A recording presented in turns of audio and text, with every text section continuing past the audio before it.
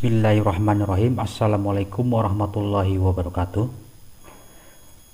Baiklah, pada kesempatan ini kita akan menjelaskan bagaimana cara menggambarkan kapasitor.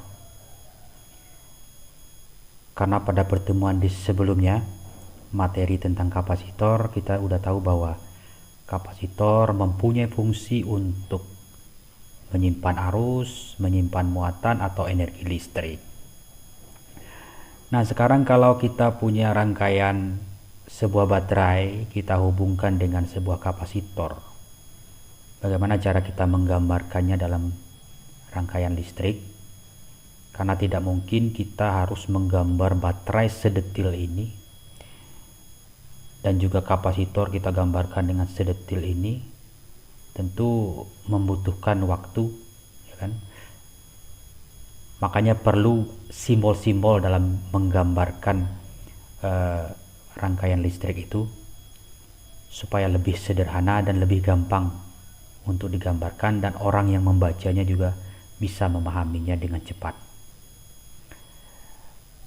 Jadi kalau baterai, mungkin kita udah tahu pada materi hukum Kirchhoff, hukum Ohm, bahwa baterai itu digambarkan dalam rangkaian itu bentuknya seperti garis dua, tapi salah satunya panjang, satunya lagi pendek.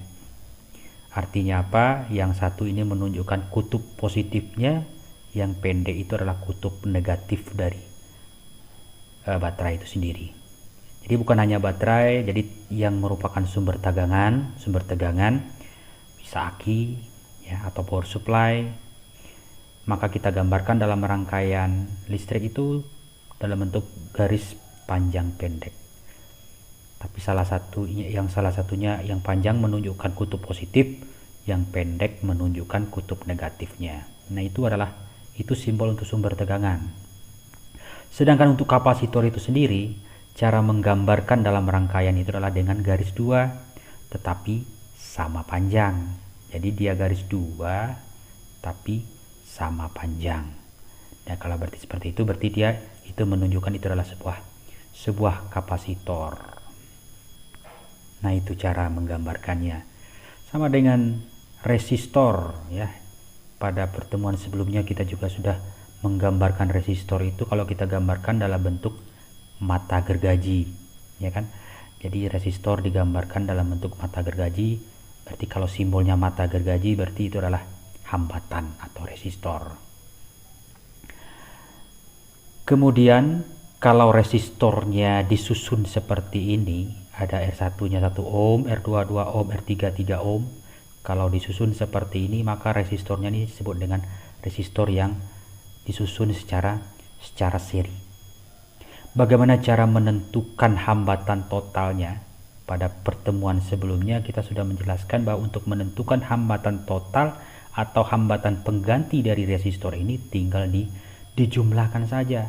Jadi R total atau R pengganti R1 ditambah R2 ditambah R3. Itu rangkaian seri. Sedangkan untuk rangkaian paralel, nah ini rangkaian paralel.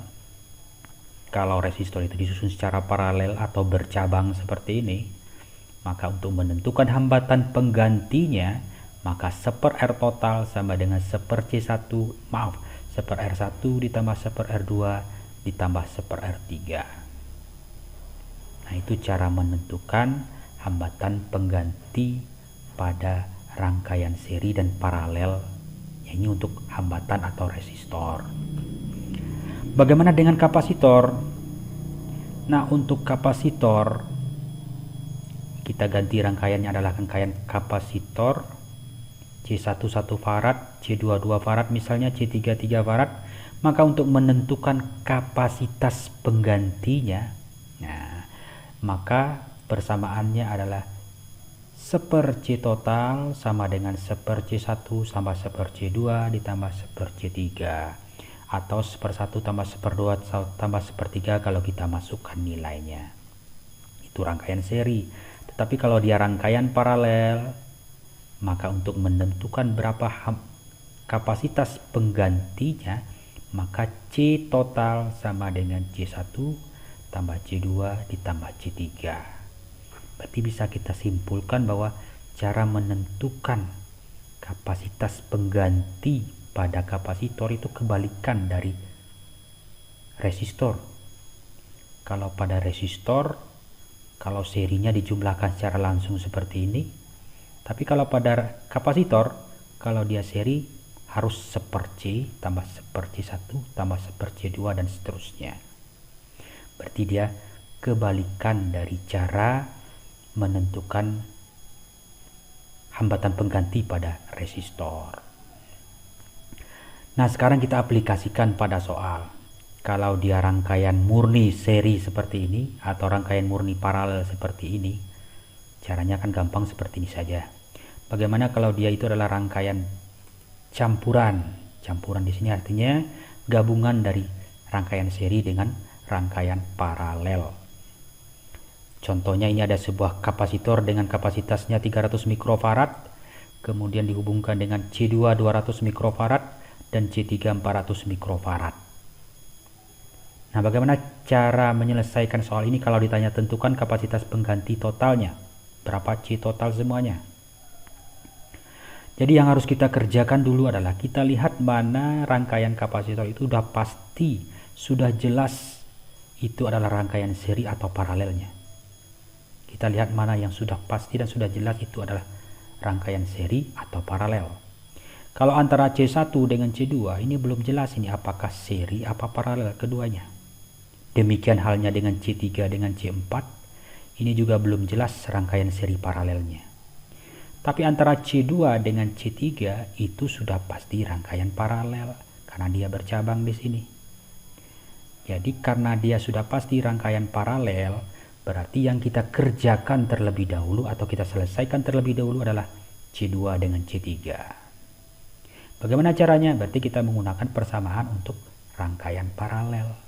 Karena dia rangkaian paralel berarti C23 sama dengan C2 ditambah C3.